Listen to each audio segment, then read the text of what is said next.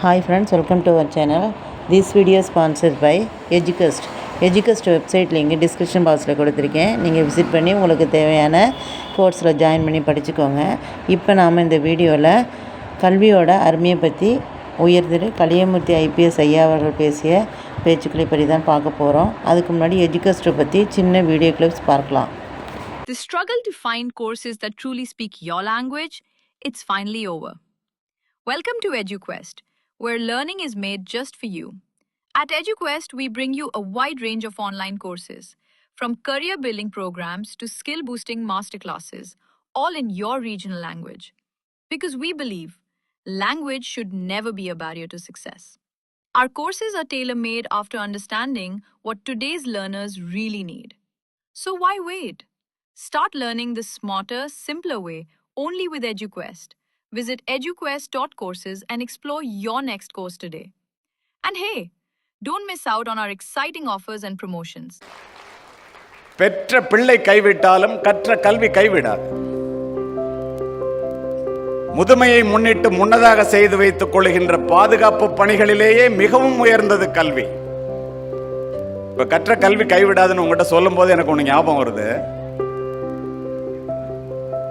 வெறும் 5ஆம் வகுப்பு படித்த என்னுடைய தந்தை படிக்கும்போது என்னிட்ட சொல்லுவாங்க, தம்பி நீ மட்டும் நல்ல பொருள் புரிந்து படித்து விட்டாயே, ஆனால் உன்கிட்ட இருந்து எது போனாலும் உலகத்தில் நீ எங்கே போனாலும் இந்த கல்வி மட்டும் போகாதுன்னு சொல்லுவதை நான் அடிக்கடி கேட்டதுண்டு.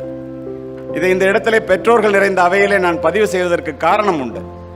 இங்கு என்னை அறிமுகப்படுத்தினார்களே, மிகப்பெரிய காவல்துறை உயர் அதிகாரி, சட்டம் ஒழுங்கை பாதுகாத்தவர், பதக்கங்களை பெற்றவர், ஜனாதிபதி பதக்கம் பெற்றவர் என்றெல்லாம், அதெல்லாம் உண்மைதான். ஆனால் நீங்கள் ஒன்றை சிந்தித்து பாருங்களேன். இன்று நான் அணிந்திருந்த காக்கி உடை என்னிடத்தில் இல்லை. நான் பெற்ற பதக்கங்கள் என்னுடைய மார்பகங்களை அலங்கரிக்கவில்லை.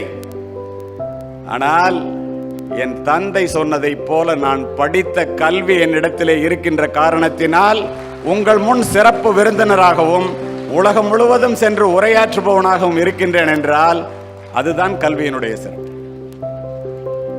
அதோடு மட்டுமல்ல நண்பர்களே, இங்கு அமர்ந்திருப்பவர்கள் யாரும் பெரிய அம்பானி, அதானி, டாடா பிர்லா குடும்பத்திலிருந்து வர்றதுக்கு வாய்ப்பு இல்லை என்று நான் நம்புகிறேன். ஏன் அப்படி சொல்றேன்னா, அவங்கெல்லாம் பணக்காரங்க, நம்மெல்லாம் பணக்காரங்கன்னு தயவுசெய்து நினைச்சுக்காதீங்க. நம்மிடம் இருப்பதெல்லாம் பணமே அல்ல. பணக்கார வீட்டு பிள்ளைகள் படிக்கிறார்களோ இல்லையோ, நம்மை போன்ற மிடில் கிளாஸ் ஃபேமிலின்னு சொல்றோம், ஏழைகள்னு சொல்றோம் இல்லையா, நம்முடைய பிள்ளைகள் படித்தே ஆக வேண்டும். ஏன் தெரியுமா? நன்றாக கேட்டுக்கொள்ளுங்கள்.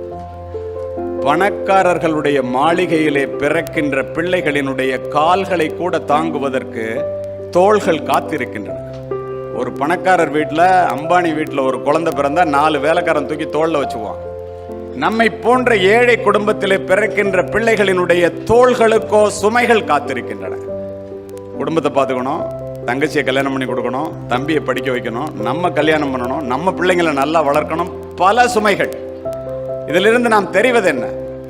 பணக்காரர்களுடைய மாளிகையிலே பிள்ளைகள் பிறக்கும் போதே ஏசி வசதியுடன் பயணச்சீட்டு பதிவு செய்யப்பட்டிருக்கிறது. நம்முடைய பிள்ளைகளுக்கு பயணத்திற்கு பணமே இருப்பதில்லை. பணக்காரர்களுடைய மாளிகையிலே பிள்ளைகள் வளர்ந்தே பிறக்கிறார்கள். நம்மை போன்ற ஏழை குடும்பத்திலே பிள்ளைகள் பிறந்துதான் வளர்கிறார்கள். ஒன்று தெரிந்து கொள்ளுங்கள் பெற்றோர்களே,